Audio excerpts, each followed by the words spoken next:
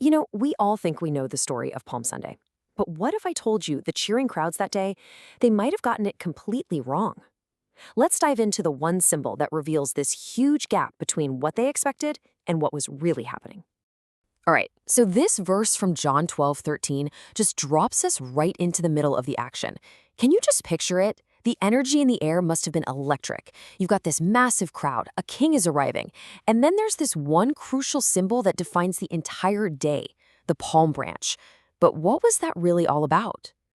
Okay, so first things first. Let's try to put ourselves right there, on the road to Jerusalem. Let's see this triumphal entry through their eyes. What did the crowd actually see? I mean, the scene was just incredible. This was so much more than just a warm welcome. It was a full-blown political event. You've got this massive crowd. People are literally throwing their cloaks down on the road like a first-century red carpet. And everywhere you look, palm branches are waving and people are screaming Hosanna. This was absolutely the kind of reception you give a conquering king.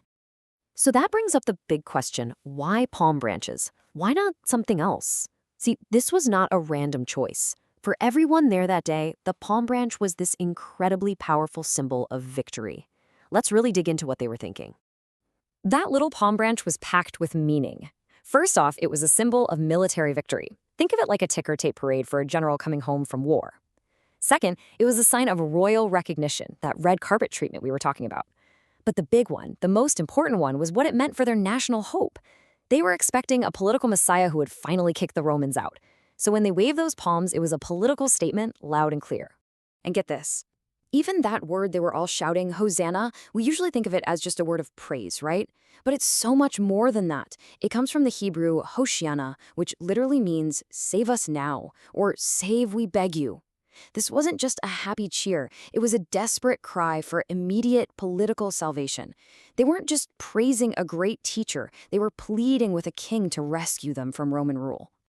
But right in the middle of all this hype, all this political expectation, there's a major prophetic plot twist happening that it seems almost everyone missed. And it points to a very, very different kind of king. See, this whole scene was actually fulfilling an ancient prophecy from the book of Zechariah, chapter 9, verse 9. But here's the catch. It wasn't the kind of fulfillment they were looking for. A conquering general, a warrior king, well, he would never show up like this. And this is where it gets really interesting. Look at the symbolism here. A king who's going to war rides a powerful war horse. It's all about conquest and power. But a donkey? That was the animal of peace. So Jesus' choice of ride was a huge, deliberate public statement. He was basically shouting, my mission isn't about war, it's about peace. It's not about earthly power, it's about humility. And this, right here, brings us to the absolute core of the story. This massive disconnect, this great misunderstanding between what people wanted and what was actually happening. So let's just break it down. On one hand, you have the crowd's expectation, a political hero, an immediate win against Rome, and a kingdom right here on earth. And on the other hand, you have the reality, a spiritual savior, a path to victory that, get this, went through suffering first, and a heavenly kingdom. They were all at the same event, but they were seeing two totally different stories. This huge misunderstanding is the key to that really jarring question, isn't it? How do you go from shouting Hosanna to screaming crucify him in just a few days? Well, when Jesus didn't raise an army, when he didn't attack the Romans, when he failed to become the king they had in mind, all that excitement just curdled into disappointment. And then it turned into rage. But believe it or not, the story of the palm branch doesn't end on that dusty road to Jerusalem. Nope. It shows up again, much later, in this incredible prophetic vision that brings the whole thing full circle. It shows us what this was really all about. So check this out. In the book of Revelation, chapter 7, verse 9, we see palm branches again. But look at how different the scene is.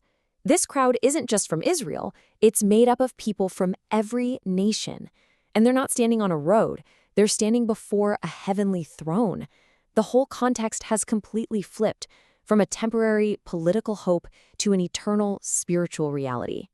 It's like this. That first triumphal entry was a local event, right? Based on a partial, misunderstood idea that ended in rejection.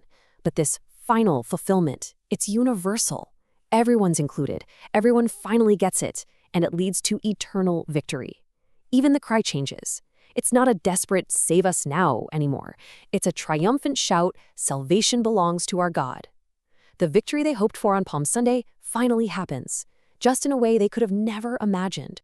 So you see, the palm branch itself goes on this incredible journey.